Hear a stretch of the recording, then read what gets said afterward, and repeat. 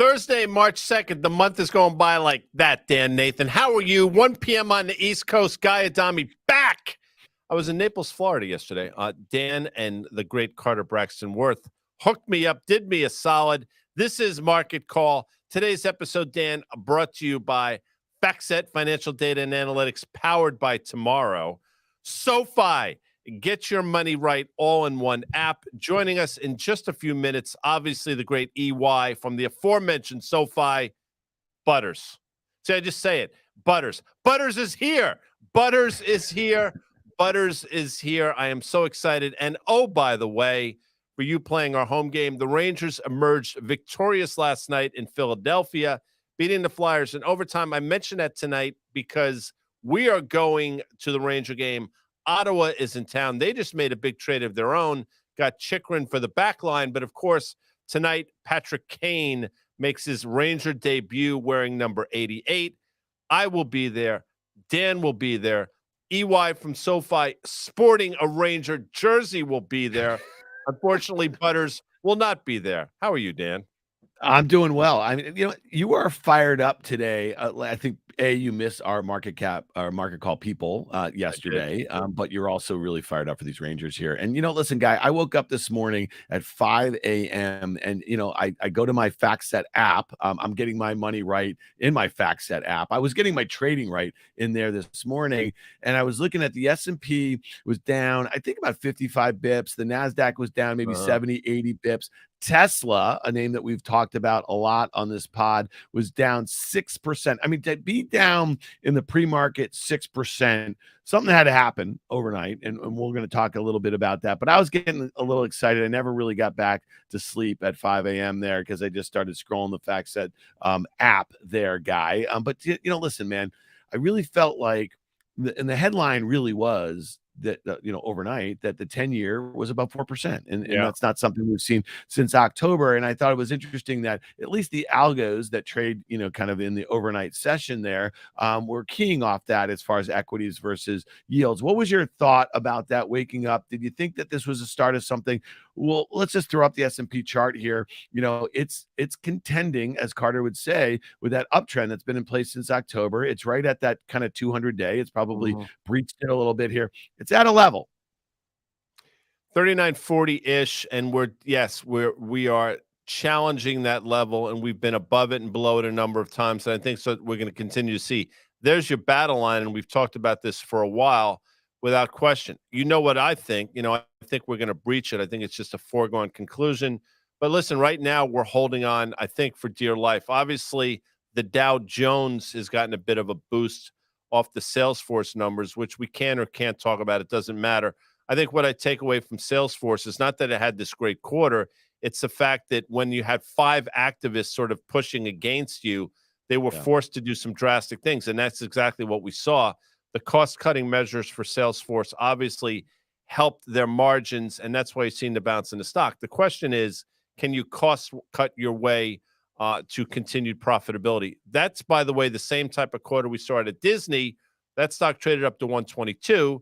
A month or so later, it was trading back down to 100. We'll see what happens with Salesforce, but that's why the Dow is higher. S&P effectively unchanged here. I mean, we'll see. But you know what I think. This uptrend line that we're looking at, that 200-day moving average that we're looking at, I think we're going to start to breach it to the downside.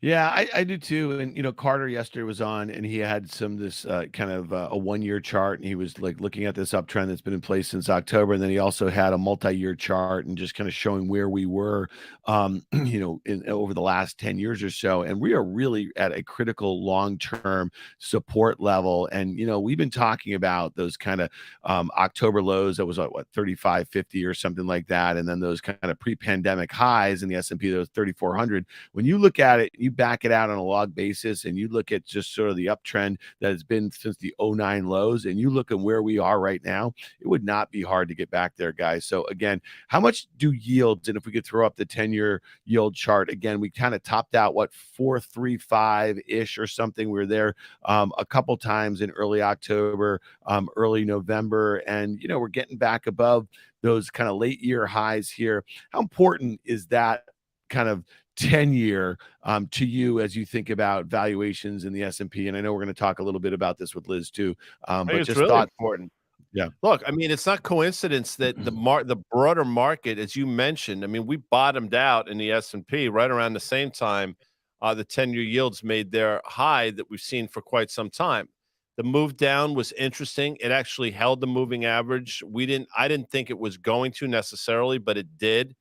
And here we are back above 4%. And the fact that we've sort of raced right through 4%, nearly, not with even a speed bump, is interesting. And again, for the 100th time, yields are not going higher because the economy is magically doing better, which is what you want to see.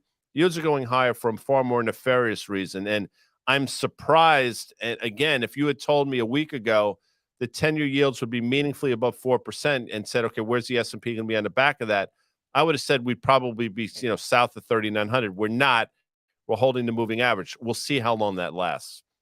Yeah, and the other one that I think is really interesting, and if you look at the XLF, the ETF that tracks the financial sector, and we know that, again, Berkshire is the largest holding, so it kind of makes it kind of funky here a little bit, but it's breaking that uptrend that it's been in since those October lows. And you and I have noted this on many occasions that, the XLF and bank stocks in particular really outperformed after those kind of Q3 reports that we saw in mid-October and led to the upside. It was one of the first major sectors in the S&P to kind of overtake its 200-day moving average. And it really feels like it's got a date with that once it breaks that uptrend.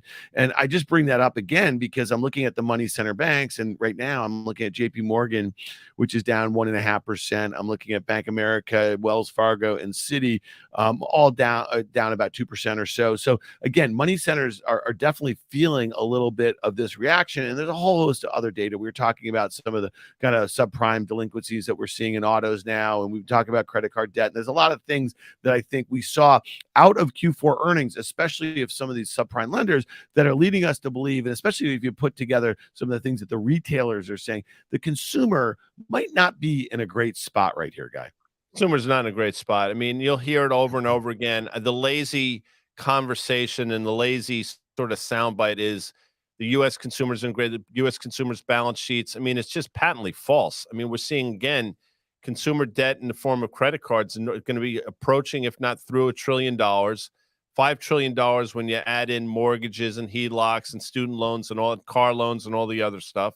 I mean, that's not good. Let's take a quick look at JP Morgan before we bring Liz in. I mean, this stock had trouble a number of times. You see the levels that we failed at. And now seemingly, do we get back down to the 200-day moving average? I think probably yes, which would make a lot of sense. That probably comes in the form of 125. They're not impervious to what's going on either. And you're seeing more and more, Dan, banks taking credit card loan loss reserves, which is not a particularly encouraging sign, in my opinion, because they obviously see something that for at least right now, the broader market refuses to acknowledge. Yeah, well, it's interesting that the commentary has been cautious by a lot of these bank CEOs that we heard on their Q4 earnings, but the stocks have actually traded pretty well. And so again, I think it's that kind of situation that we have here with the 10-year now, is causing a little bit of trepidation, but let's see. I mean, listen, that chart doesn't look so bad. And that 200-day down there at 125 looks like a long ways away from here. So to me, the jury's still out. Let's see if rates can get towards those October highs again, 4.3, 4.35, and let's see how stocks are acting. All right, Guy, let's do it. This is a big show.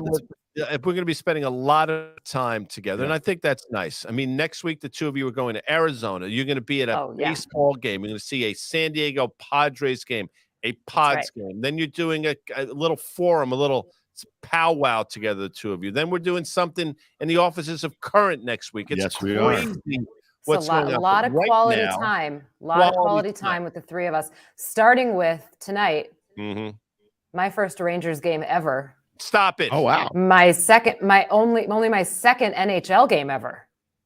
I find that almost impossible to believe. The amount of time you've been here in New York City. I will tell you, you will feel the electricity in the air tonight. This is a March game. Patrick Kane wearing number 88. Ranger fans will be going batshit crazy. You will be in attendance. You might actually be wearing a jersey. I might. Yeah. And my friend said that she has, I almost said Messier. Apparently it's Messier. No, it's not Messier. She has a Messier jersey. I'll put, you know what? I'll put it on. I'm told there's only 3 periods in this game. Yeah. So that must mean there's no halftime. No. So, okay, so no breaks. This is going to be painful for me. No breaks. The 3 20-minute periods as opposed to an NBA game, which has 4 quarters, but we'll get into that later. Again, I know you. We've got to know each other so well over the years, and I dig it. This is another one where you came up with this little headline, and you were sort of, again, chuckling to yourself. Get Shorty, of course, a great movie back in the day, but you're bringing it up for a number of different reasons. So let's get right into your note entitled Get Shorty. Follow the flows. Follow the flows. You know what? I've actually never seen the movie, but Shocking. but I like the title, and it's better than Go Shorty, which I'm sure you have no idea what that means. Anyway, obviously we've been talking about the short end of the yield curve so much. Everybody's in cash, yada, yada, yada. This chart shows you what's happened with the flows in maturities of less than 1 year. Look at that little spike in that light blue line. So my point here was that everybody has run into these securities. A lot of times when that happens, especially in the stock market, when things like this happen, you call it a crowded trade, and you say that, okay, it's been animal spirits or everybody's following the crowd, and that's usually when it's about to break, right? In this case, I think that the crowd probably got this right for the most part. And even if it is a crowded trade, you're still getting paid to wait. And I think that's what investors are finally coming to grips with, is that we do have to wait this out a little bit longer. So why not get paid in some cash instruments? I also started this column with a little story about long ago and far away. My first job out of college, I had no idea what was going on, but I traded for basically sweep accounts, which meant that I put money into money market funds. I took it out of money market funds. The computer just told me a number. I called somebody. I made the trade, blah, blah, blah. That was in late 2004. I started. By the end of 2005, money market yields had gone from 2% up to 4%. 6-month yields, similar thing. Fed funds rate was on a march upwards to a terminal rate of 5.25 in March 2007. There are some eerie similarities between today and then, and we all know how that cycle ended. So again, I go back to what we talked about, I think last week, or maybe on the pod this Monday, of I find it really hard to believe that we would have all of this going on, get to the end of it and say, it was a no landing, it was a soft landing, everybody was fine, we're Care Bears, floating in the clouds, and nobody lost any money, everything just carried on, and we started a new economic cycle in a big boom. I just don't think that's going to happen. I'm going to give you one more stat because you guys mentioned the consumer earlier, credit card debt. There was a survey recently published by Bankrate. 36% of millennials and Gen Xers, not Gen Z, Gen Xers have more credit card debt than they do savings. And that number is up from 22% 1 year ago. That's not a good situation. No, it's not. No, Dan, I know you have thoughts. No, it's interesting, Liz. And again, you had a great note here. And all of a sudden there is a great alternative on a 6-month basis, a 1-year basis, a 2-year basis. You know what I mean? Like the idea, if you are uncertain about, this sort of environment and what it means for risk assets, the idea of getting 5% on a short-term basis seems like a really great place to park cash. But that last stat that you give us when you talk about millennials, that they have more credit card debt than savings, you kind of have to say to yourself, maybe that's not so meaningful for a large swath of the investment community. But it also, though, at some point, if the market were to go down on the year, the S&P right now, as we talk, is up about 3%, the NASDAQ's up about 8% or so. I think you'll see money. We hear about money on the sideline. Talk to me a little bit about that over your career. Cash on the sideline, cash on the sideline. All of a sudden, there is a great place on the sideline for your cash, where you don't have to take any risk in a really uncertain environment. Yep. Well, so even though I started in the cash management business, I spent a lot of time analyzing active money managers and talking to financial advisors. And for everybody in professions like that, cash on the sideline was a no-no. It meant that you weren't doing your job. You were uninvested. You were being irresponsible because you weren't in the market. And today, that's completely different. If you've got cash on the sideline, you're actually making a higher yield in that than you are in any other security that's really available. and you're safer, right? You're waiting out this kind of sideways grind, and it looks much more responsible. So this is a difficult time, I got to say, for probably active managers who are supposed to be fully invested, because if you have cash on the sideline, you're not fully invested, and probably for financial advisors who are supposed to do something with the money that they're managing, right? But it might be against their bread and butter to leave it in cash, to have something sitting there in cash. And it is a difficult concept for a lot of investors to wrap their head around, that we're just owning cash. I would think of it more like a short-term security. And, you know, it's something that I haven't seen in many, many decades. And it's something that I think most people haven't seen. We might not see that again for 40 more years, right? So this is possibly a once in a lifetime opportunity to get this kind of yield in such short-term instruments. Yeah, no doubt. And that cash on the sidelines argument, I'll tell you that, you know, stocks are one of those things, the lower they go, the more cash remains on the sidelines. People become scared. That money remains scared and remains on the sidelines. So in order for that cash to be deployed, it's somewhat counterintuitive. I think the market actually needs to start going higher and having people chase, which I don't think is going to happen. So part 2 of Get Shorty, which is also always a sequel, is I never like dominoes. By the way, unless you're an 87-year-old man with a shitload of time on your hands, you shouldn't be playing dominoes. But people will say, you know what, Elizabeth, it's different this time. The inversion's different this time. You know what I say to that for you Colonel Potter fans? Horse hockey. Please elaborate, EY. Yeah, and that's how I finished. That's how I finished the entire note, right? I don't think it's that different this time. There's always going to be differences about what puts us into a crisis or what puts us into a recession. The catalyst is usually different, but what actually plays out is not. And what creates a yield curve inversion is not. Monetary policy always has something to do with that, and you have to pay attention to it. So the whole thing about I never like dominoes is because some of this pent up, I don't know, optimism, people wanting to continue to buy stocks, we won't break below the 200-day moving average, this is a new bull market, you name it, is on the idea that we're going to somehow, I'm not even going to use the term, we're going to figure this out and manage to bring inflation down without wreaking havoc on the economy, right? The issue is that requires a Fed pivot at some point. That would probably cause the yield curve to uninvert or steepen. Look at what happens when the yield curve starts to steepen every single time. When it comes out of an inversion, it starts to steepen. That's usually right before the recession starts. So you don't actually want the yield curve to steepen. You don't want it to uninvert, especially at a time when inflation is not yet taken care of. So I do not wish for a Fed pivot, because I think that in order for them to pivot, stuff would have to go terribly wrong, right? And I don't want to see that happen sooner than it needs to. I don't want to see the yield curve uninvert too quickly, because that usually means that we're headed for pretty bad things. So it's always a domino effect. Be careful what you wish for. And I think that there's a lot of one-dimensional thinking going on out there that, oh, rates are eventually going to come down, the yield curve is going to fix itself, inflation is going to come down, and everything's going to be fine. That's a pretty one-dimensional thought process. And you have to think about what the ripple effects are after that.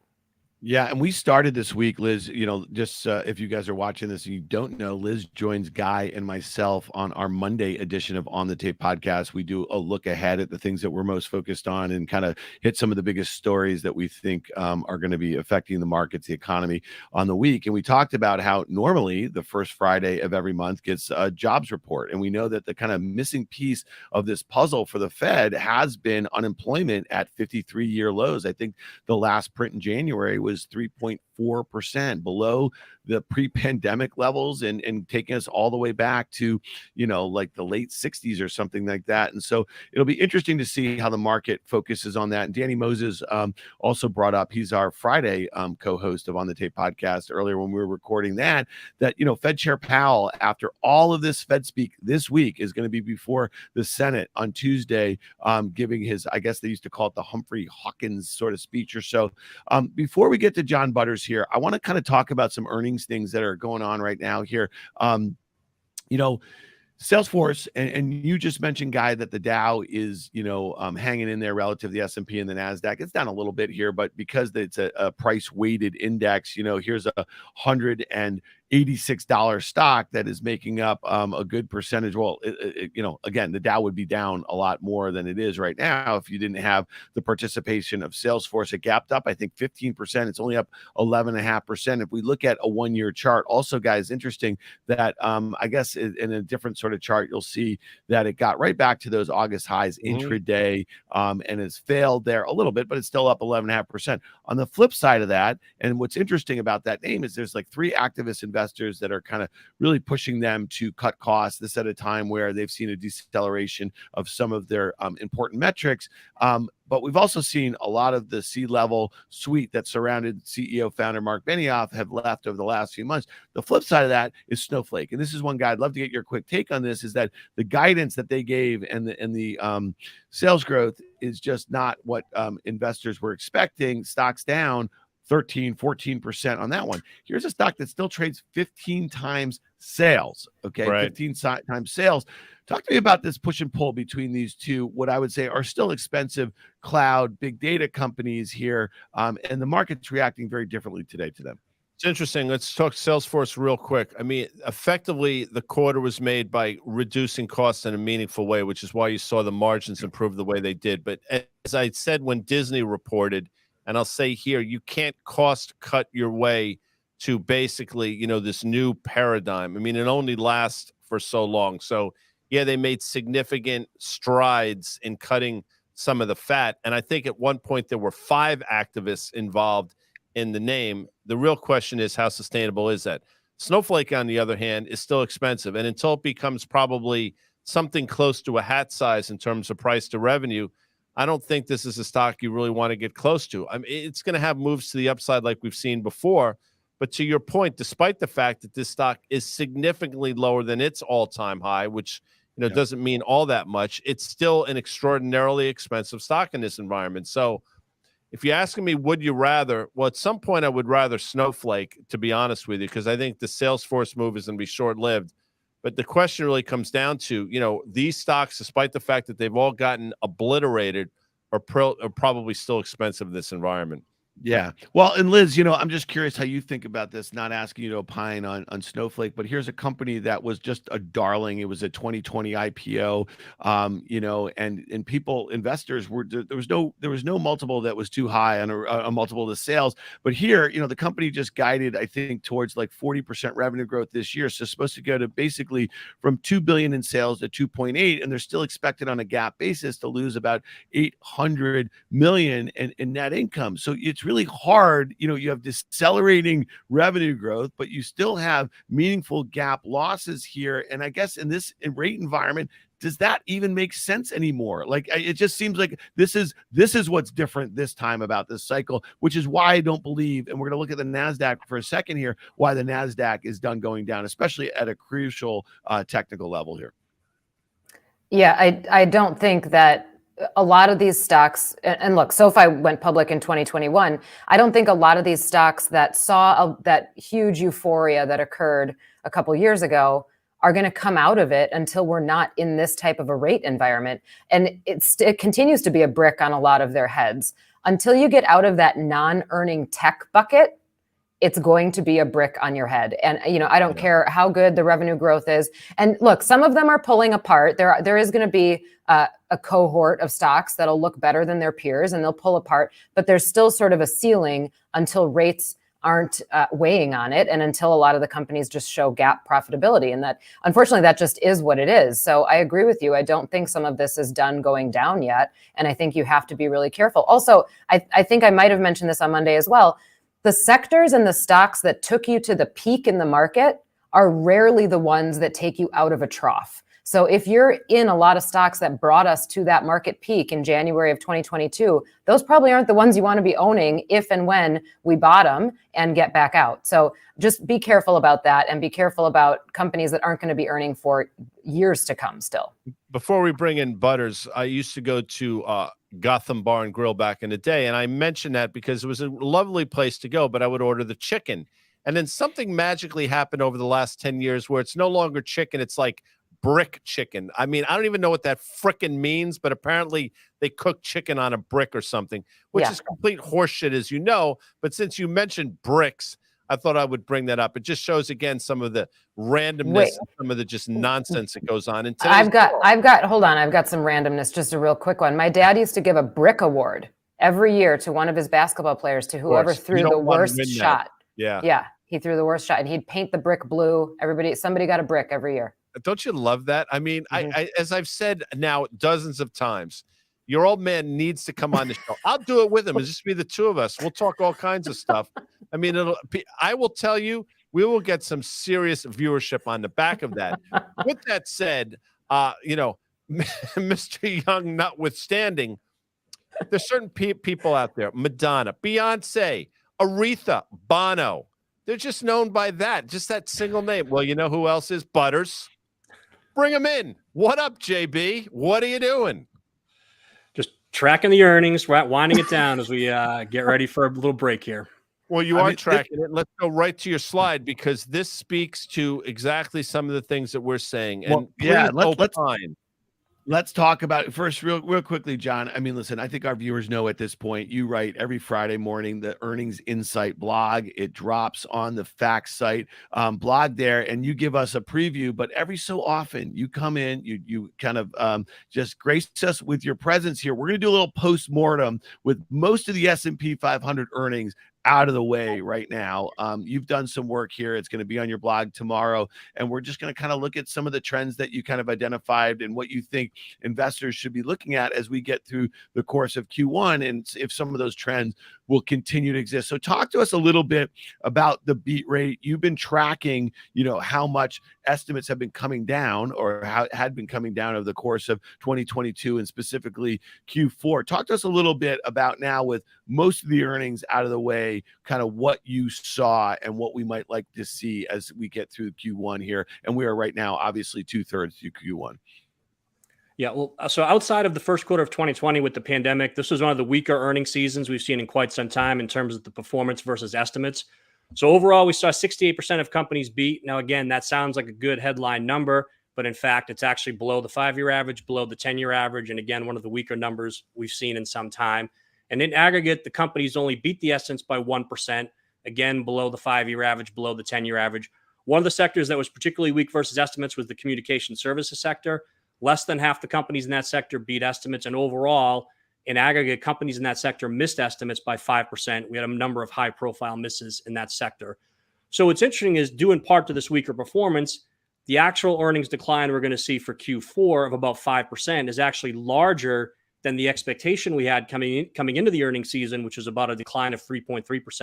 And that's a fairly rare occurrence. Over the last 10 years, we've only had 3 quarters where actual earnings came in below the expectations coming into the earnings season, but we've now had it happen 2 quarters in a row. So again, a fairly weak performance versus estimates during this earnings season. Let's take a look at the bar graph, the next chart, because, this surprises me. Not so much energy on the one side, because I think we all probably realize that. You mentioned communication services on the other side. The fact that real estate actually showed the relative strength that it did, I think it would surprise a lot of people. But speak to this, because for a large part, most of it makes sense. And financials down some 14.5%, I think would surprise some people as well, JB. Yeah, and we had some high-profile misses in the financial sector as well. But overall, the top performers, again, no surprise. Like you said, energy sector at about 57% growth. But what is it different this time around than we've seen in recent quarters is that earnings growth rate has continued to come down as comparisons have gotten more difficult and oil prices have come off their peak from a few months ago. And in quarters past, energy was able to offset the weakness of some of these other sectors. That wasn't the case this time around, but still the top contributor. You take energy out, that decline of about 5% jumps up to a decline of about 9%. Industrial sector was second at 38%. Again, a better performance year over year from Boeing and some of the airlines helped to boost growth there. And on the other side of the graph, we had some weakness. Communication services, we already touched on that. Weak earnings year over year from Meta Platforms and Alphabet. On the materials side, weakness across the board led by metals and mining companies. And in the consumer discretionary sector, again, weakness there from Amazon. Take Amazon out, and that decline of about 22% would flip to growth of 20%. So that's how much of an impact Amazon had for consumer discretionary earnings for Q4. You brought up, I don't remember who it was that brought up real estate, but here's the thing, and I don't expect anybody to necessarily opine on this. I'll just be the one who does. There have been now, I think, 3 pretty big headlines on defaults in commercial real estate. and just in the last 72 hours.